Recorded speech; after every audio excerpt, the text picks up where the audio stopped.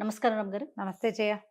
రమ్మగారు, 9 రోజులు, 9 అవతారాలు, 9 నైవేద్యాలు. ఇవే నవరాత్రులు కదా మనం చేసుకునేది. హ్మ్. ఈ అవతారాల గురించి, నైవేద్యాల గురించి ఒక్కసారి మాట్లాడుకుందామండి. ఒక్కొక్క రోజుకి సంబంధించి. దేవాలయ పద్ధతిని బట్టి, సంప్రదాయాన్ని బట్టి ఒక్కొక్క చోట ఒక్కొక్క రకంగా చేస్తారు జయ. దుర్గ గుడిలో ఒక రకం చేస్తారు. అవునండి. ఇక్కడ కనకదుర్గ గుడి అమ్మవారి దేవస్థానం, దుర్గామల్లేశ్వర స్వామి దేవస్థానంలో ఒక రకం, పెద్దమ్మవారి దేవాలయంలో ఒక రకం.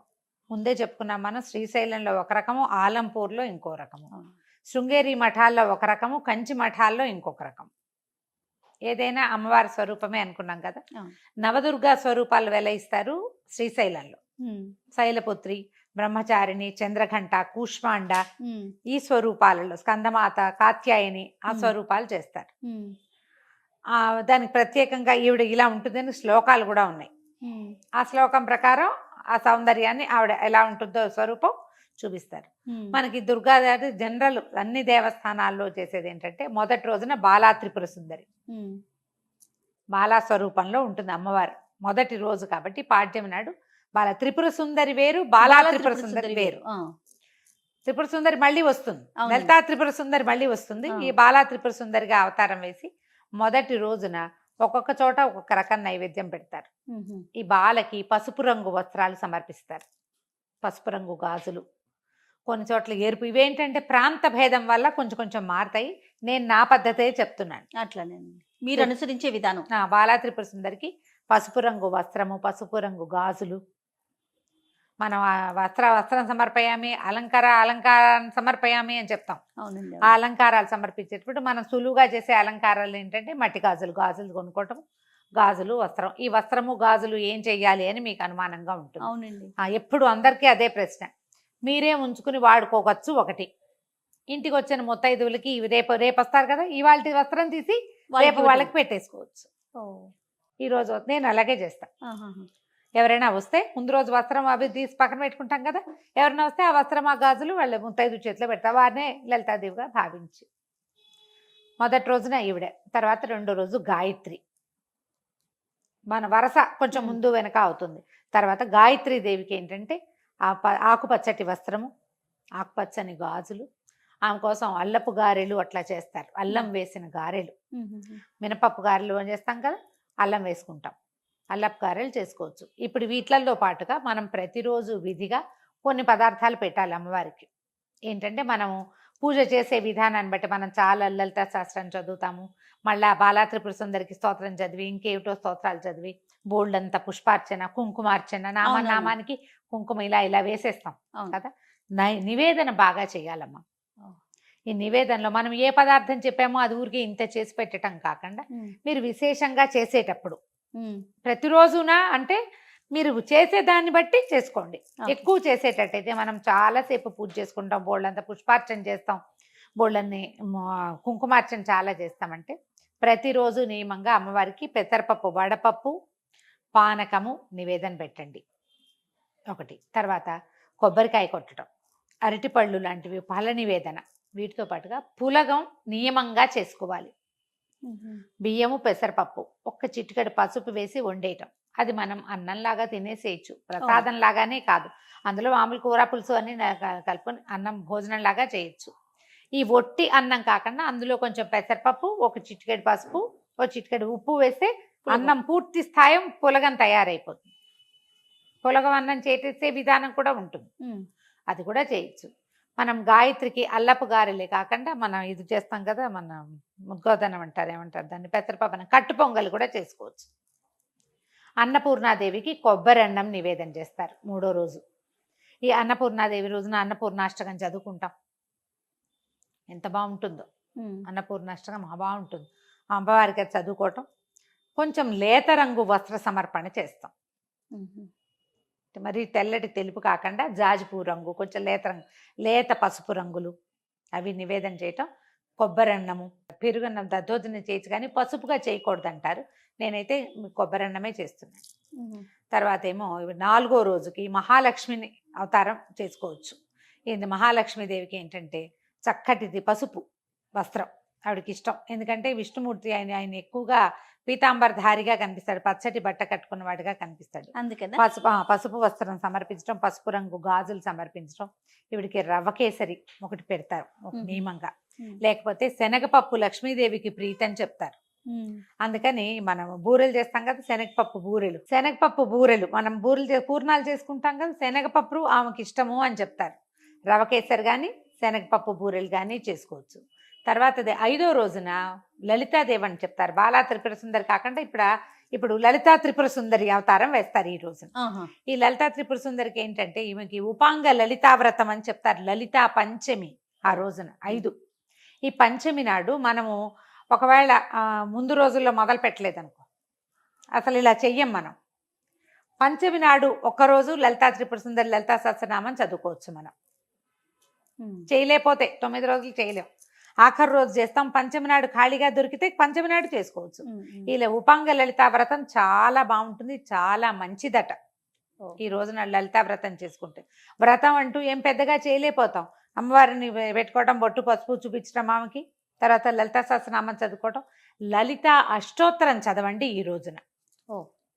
సహస్రనామం కంటే కూడా అష్టోత్తరం చాలా బరువుగా ఉంటాయి, తేలిగ్గా ఉండదు. నామాలు భలే బాగుంటాయి, పెద్ద పెద్ద సమాసాలు, చాలా పెద్ద పెద్ద నామాలు.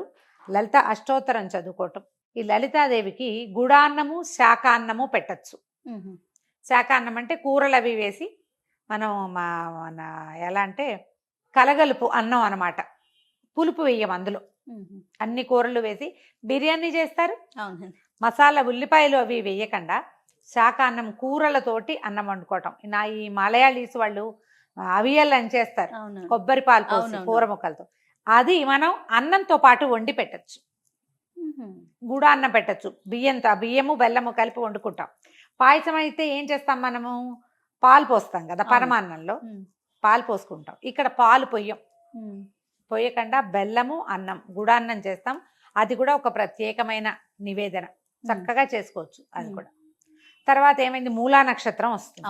మూలా నక్షత్రం నాడు సరస్వతి పూజ చేసుకుంటాం. కొంత విశేషంగా చేస్తాం కదా, విశేషంగా చేస్తాం. ఈ మూలా నక్షత్రపు ప్రత్యేకత ఏంటంటే అమ్మవారికి తెల్లని వస్త్రం, అంటే తెల్లటి ఎవరికి పెట్టం మనం. అందుకని తెలుపు మీద ఏదైనా డిజైన్ ఉన్నది పెట్టుకోండి. తెలుపు మీద ఏదైనా డిజైన్ ఉన్నది, ఎరుపు లేదా పసుపు రంగు గాజులు సమర్పించవచ్చు.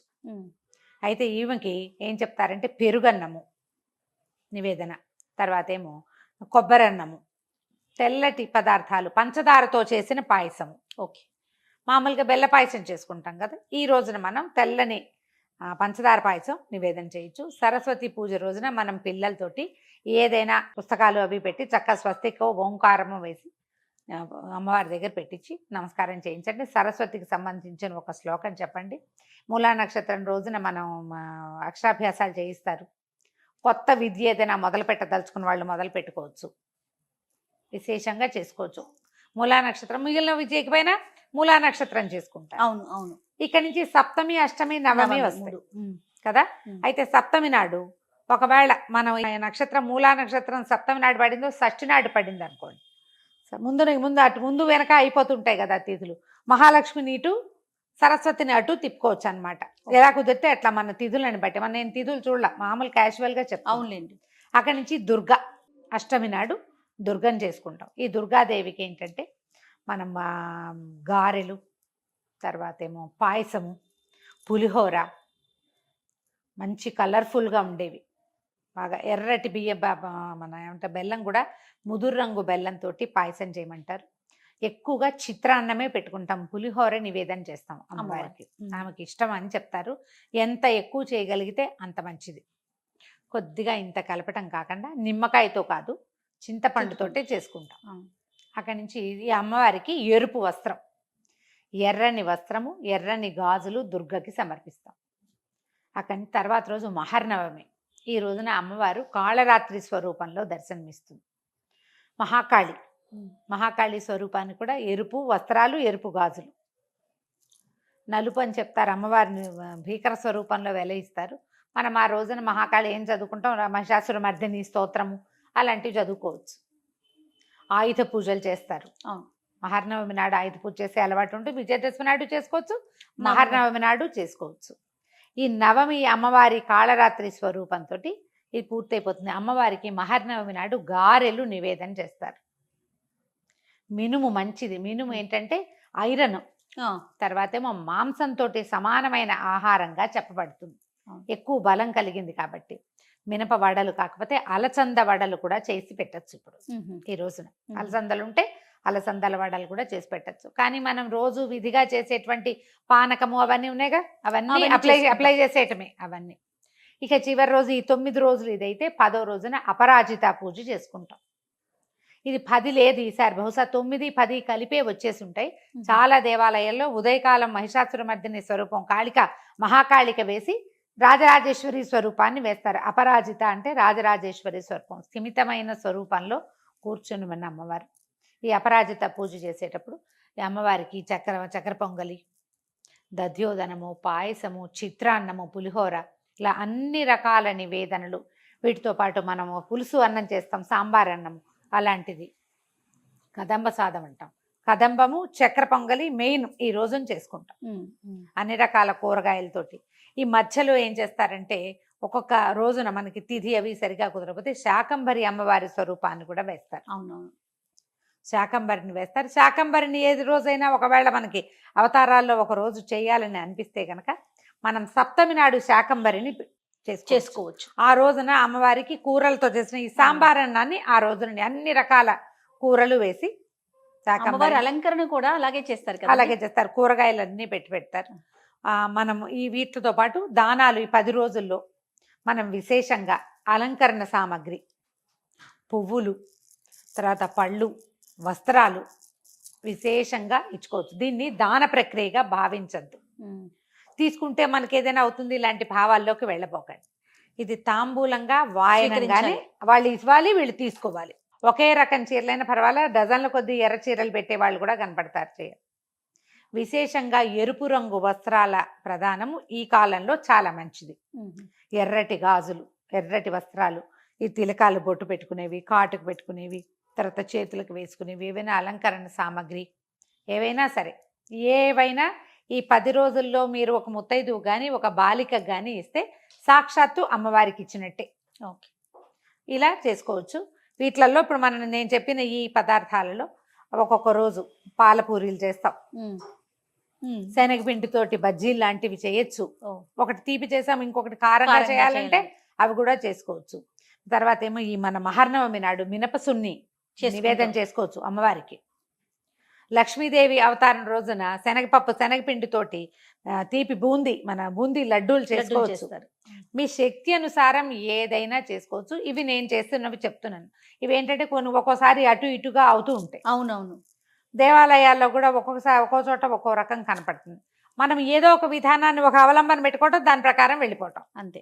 నివేదన చేయటం ముఖ్యం. కామన్ నివేదన ప్రతిరోజు పెసరపప్పు, పానకము, పులగము తప్పనిసరి, పళ్ళు, కొబ్బరికాయలు ఇవి సామాన్యంగా చేసుకునేవి. వాటితో పాటు ఇవి ఇంకా అమెండ్మెంట్లు కావాలంటే మనం వంట చేసేసుకోవటం, అన్నం, కూర, పప్పు, పులుసు అన్ని పళ్ళెంలో చక్కగా అన్ని పదార్థాలు వేసి మహానివేదన కూడా చేసుకోవచ్చు. ఆ కంచంలో పప్పు, కూర, పులుసు, చారు, ఒక బిళ్ళ పెరుగు, నెయ్యేసి ఓ బెల్లం ముక్క పెట్టి అన్నంలో చక్కగా నెయ్యేసి అవి ఒక మంచినీళ్ళ గ్లాస్తో సహా తీసుకెళ్ళి అమ్మవారి ముందు పెట్టి, ఇదిగో ఇవాళ నివేదన ఇది, నేను ఇవి చేసుకున్నాను. మీరు ఇవేమి విశేషాలు చేయలేకపోతే అన్న నివేదన చేయండి. ఎంత అద్భుతమైన నివేదనో అది. అరటిపండు పొలిచి దాంతోపాటు పక్కన పెట్టడం, చూపించటం ఎంత బాగుందో చూడు, అద్భుతం కదండి. ఎలా కుదిరితే అట్లా చేసుకోండి అమ్మా. ఇదే చెయ్యాలి, ఇలాగే చెయ్యాలని కాదు, అసలు చేయాలి అంతే. అది నియమంగా పెట్టుకోవటం, అదొక్కటి నియమంగా పెట్టుకుని పండగ చక్కగా జరుపుకోండి. పిల్ల పాపలతో హాయిగా ఉందాం. సంతోషం రమ్మ గారు. నమస్తే. నమస్తే జీ.